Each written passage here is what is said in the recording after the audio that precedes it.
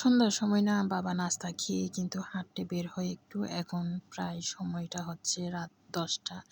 মুড়ি নিয়ে আসছিল, মুড়িগুলো আমি 2টা নিয়ে আসছি প্যাকেট। একটা প্যাকেট ওনাকে আমি বয়ম ভরে দিয়ে দিয়েছি। এই যে আমি রাতের জন্য কিন্তু একটু অল্প পরিমাণে আলু ভেজে নিয়েছিলাম।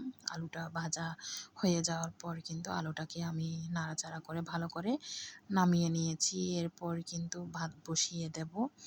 ভাত বসিয়ে কিন্তু একটু রুমে যাব, কাজ আছে, রুমের মধ্যে ভাতটা বসিয়ে দিলাম।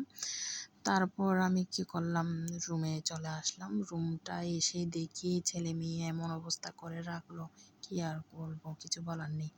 এদেরকে বললেও হয় না, এদেরকে বলা আর না বলাই এরকম অবস্থা। নাস্তা খেয়েছে, পড়তে বসেছে, খাটের উপর কাপড় চোপড়, মানে এগুলো নাজেহাল করে রেখেছে রুমটাকে। এগুলোই গুছাচ্ছিলাম।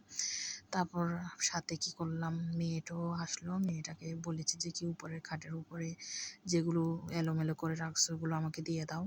তারপর মেয়েও আমার সাথে সাথে কিন্তু করে দিচ্ছে। আমার মেয়ে কিন্তু আমাকে অনেকটাই সাহায্য করে, বলতে গেলে আমার ছেলেটাও করে।